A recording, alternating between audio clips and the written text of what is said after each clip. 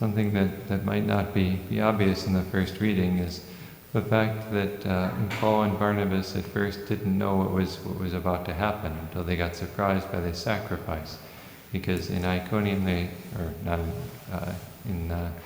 Lycaonia they spoke a dialect that was very different from Greek, so they couldn't understand what the crowd was saying about the gods have come down to us in human form and calling Barnabas Zeus and Paul Hermes. So suddenly a priest shows up with a bull that he wants to sacrifice in their honor, and they have to rush into the crowd and stop this.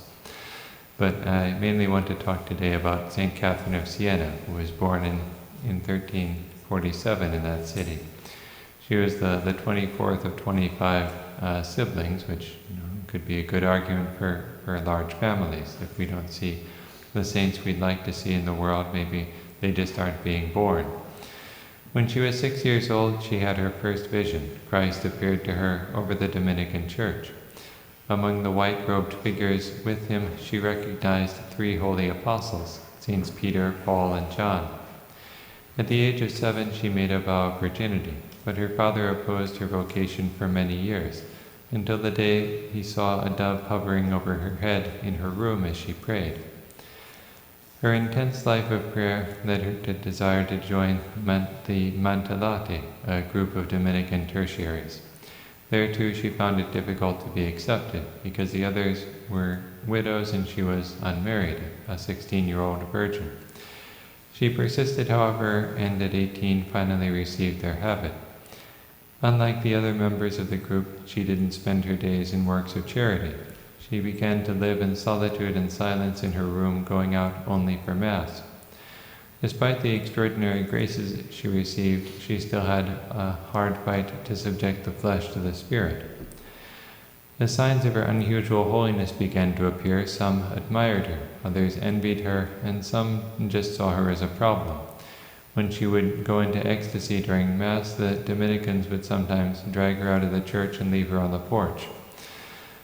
At the beginning of Lent in 1367, Christ mystically espoused himself to her, giving her a wedding ring that only she could see.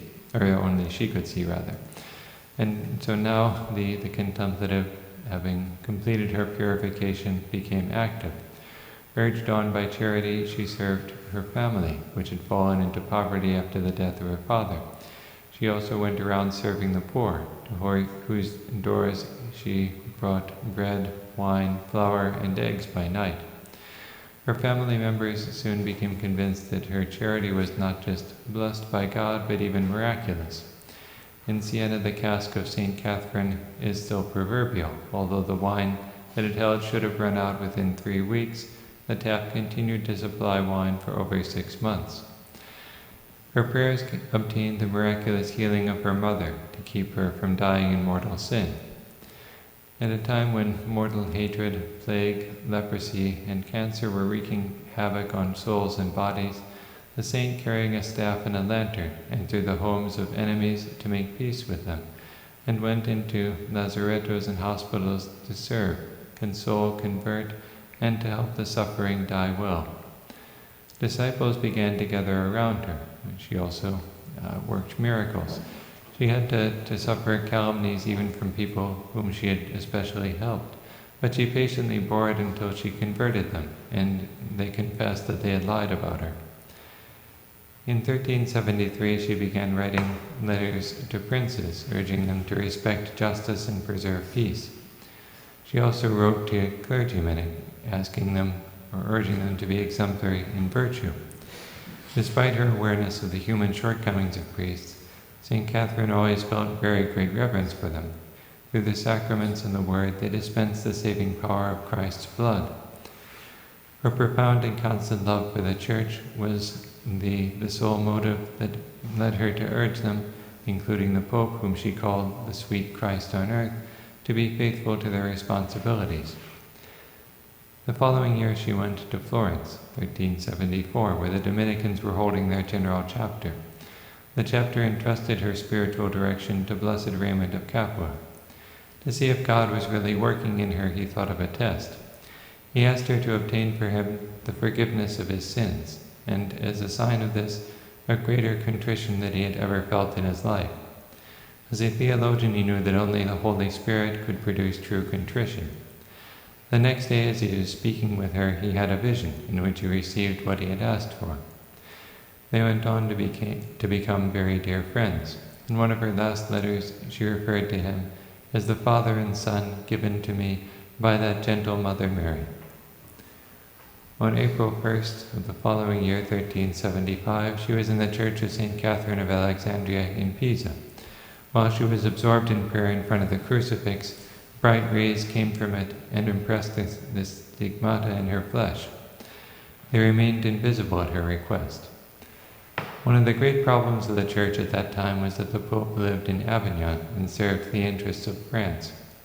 St. Bridget had managed to get Blessed Urban V to return to Rome, but then he gave up and went back to France, where he soon died and was succeeded by Gregory XI.